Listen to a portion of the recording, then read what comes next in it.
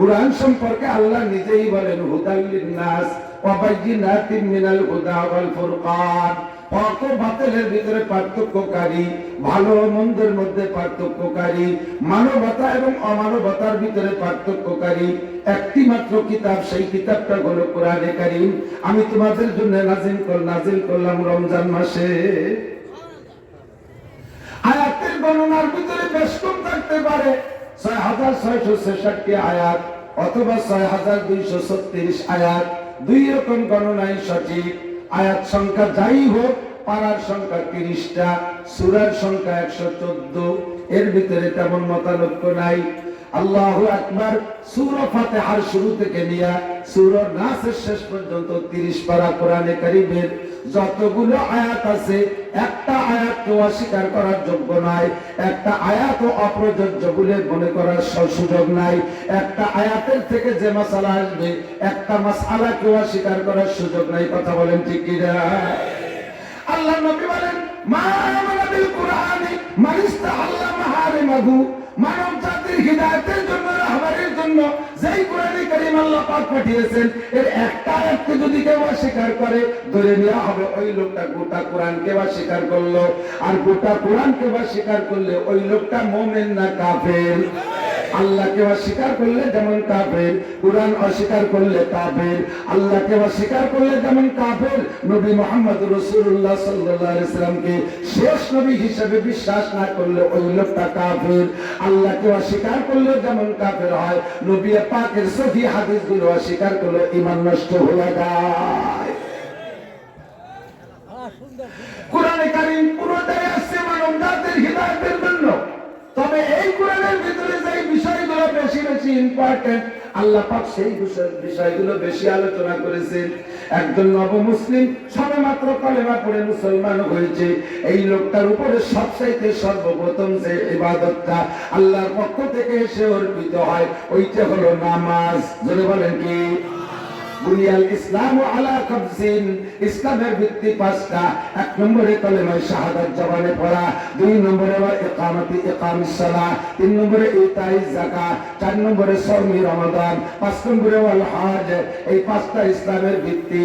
ইসলামের ভিত্তি হিসেবে সকলের বিশ্বাস করা ফরজ, তবে এইটা আমলের জন্য সকলের জন্য একরকম নয়।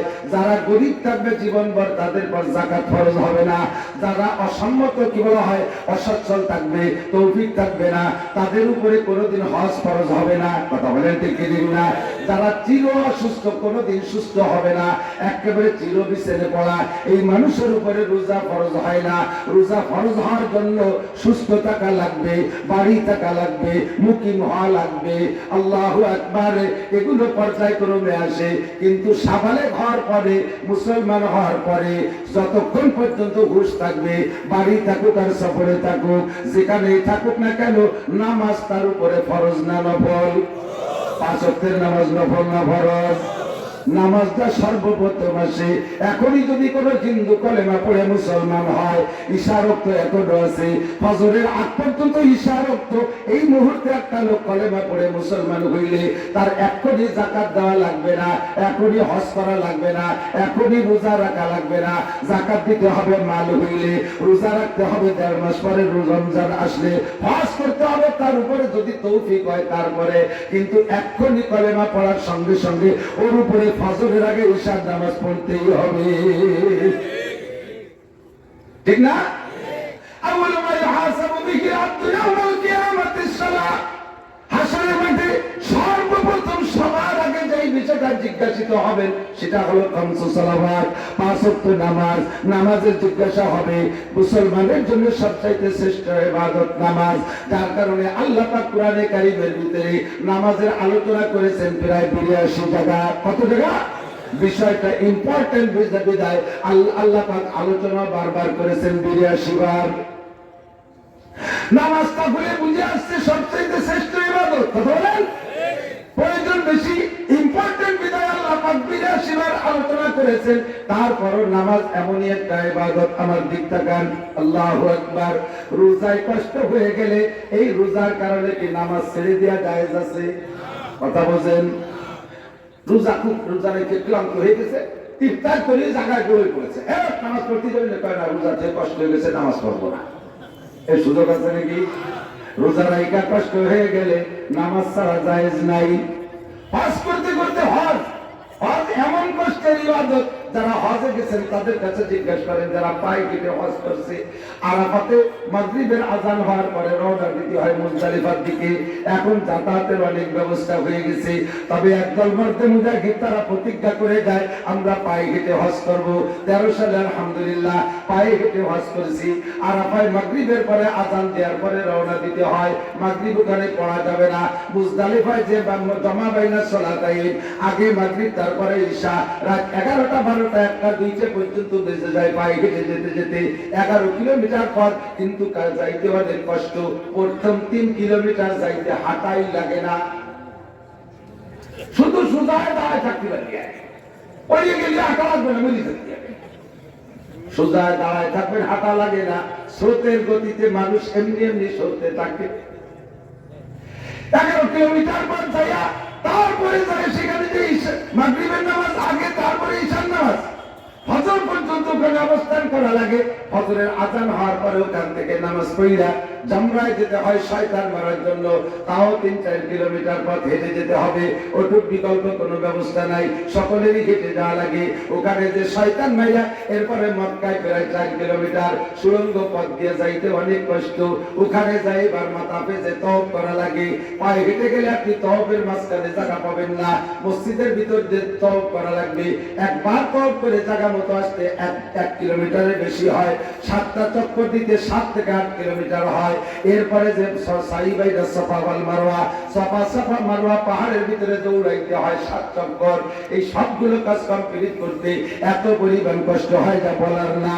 এই লম্বা পরিশ্রমের পরে কি আপনি আল্লাহকে বলতে পারবেন, আল্লাহ আমার হজ করতে করতে কষ্ট হয়ে গেছে, আজকে আমি নামাজ পড়বো না? সুযোগ আছে? হজের এত কষ্ট করার কারণে নামাজ ছেড়ে দেওয়ার সুযোগ নাই। রোজায় যত কষ্ট হোক নামাজ ছাড়ার সুযোগ নাই। 20 কোটি টাকা নিয়ে বেরোইছেন, বাড়ি বাড়ি দাঁড়ে দাঁড়ে ঘুরে ঘুরে জাকাত দিচ্ছেন। জাকাতও ফরজ, সারাদিন ঘুরে জাকাত দিতে দিতে ক্লান্ত হয়ে গেছেন। এখন কি আপনি বলতে পারেন, আল্লাহ আমি জাকাত দিছি, তোমার ফরজ একটা পালন করছি, জাকাত দিতে দিতে ক্লান্ত হয়ে গেছে, আমি নামাজ পড়তে পারবো না? নামাজ ছেড়ে দেওয়ার কোনো সুযোগ আছে? জোরে বলেন আছে। কিন্তু এমন একটা ইবাদত আছে যেই ইবাদতের কারণে নামাজও ছেড়ে দিয়েছেন আমার নবী বিশ্বনবী মুহাম্মদ রাসূলুল্লাহ। ছেড়ে দিয়েছেন মানে কাজা করে ফেলাইছেন। ওই ইবাদতটার নাম হলো জিহাদ। খন্দকের যুদ্ধে নবী খন্দক খনন করতে গিয়ে একে একে 3 ওয়াক্ত যোহর মাগরিব যোহর আসর মাগরিব 3 ওয়াক্তের নামাজ পড়তে পারেন নাই। নবী পাক বদদুয়া পর্যন্ত করেছেন, আল্লাহ রাব্বুল আলামিন তাদেরকে তুমি ধ্বংস করে দাও যাদের কারণে আমি ফরজ নামাজ পড়তে পারি নাই। একবারে যে কাজা পড়েছেন, খন্দক খনন শেষ হয় নাই, শত্রু চলে আসতেছে, যোহরের নামাজের ওয়াক্ত এসে গেছে, থাক নামাজ পড়ে পড়বে, খন্দক খনন করো। এরপরে আসরের নামাজ এসে গেছে, খন্দক খনন শেষ হয় নাই, খন্দক খুঁজতে থাকো, নামাজ পড়ে পড়বো। মাগরিবের ওয়াক্ত এসে গেছে, খন্দক খনন করা শেষ হয় নাই, থাক নামাজ মাগরিব পরে নামাজ পড়া যাবে, আগে খন্দক খনন করো। জিহাদ এমনই একটা ইবাদত যে ইবাদত করতে যাইয়া ফরজ নামাজের মতো 3 ওয়াক্ত নামাজ নবী পাক পর্যন্ত কাজা করেছে। কাজেই বোঝা যায় ক্ষেত্র বিশেষ প্রয়োজন সাপেক্ষে নামাজের চাইতে গুরুত্বপূর্ণ জিহাদ। নামাজের আলোচনা এসেছে 82 বার। কুরআন শরীফ খুঁজলে পাওয়া যায় জিহাদের আলোচনা আছে 682 বার। বলেন আল্লাহু আকবার। এমনিতেই আয়াতের আলোচনা হিসেবে বোঝা যায় জিহাদের গুরুত্ব নামাজের চাইতে প্রয়োজন সময় বেশি হয়ে যায়, যার কারণে নবী 3 ওয়াক্ত নামাজ কাজা কইরা জিহাদের কার্যক্রম করেছেন। বন্ধুরে, আল্লাহর কোরআনের একটা আয়াতকে অস্বীকার করলে ওই লোকটা কাফের হয়ে যায়। যদি কেউ জিহাদকে অপ্রয়োজন মনে করে আর জিহাদের বিরোধিতা করে, ইসলামী জিহাদের বিরোধিতা করে, এর বিপক্ষে কথা বলে, মুজাহিদিনদেরকে যদি সন্ত্রাস বলে গালি দেয়, ওই লোকটা মুসলমান না কাফের?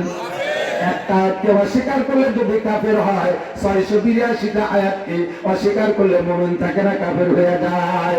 আমার ফিলিস্তিন, আফগান, ফিলিস্তিন, গাজার মুসলমান ভাইদেরকে পশ্চিমা জোটরা তারা সন্ত্রাস বলে গালি দেয়, বা সন্ত্রাসী আক্রমণ করেছে। এমনিতেই তারা ইহুদি, তারা নাসারা, তারা মুসলমান না। আর এই বক্তব্যের কারণে পুরো 682টা আয়াতকে অস্বীকার করার কারণে তারা মুমিন না, কাফের।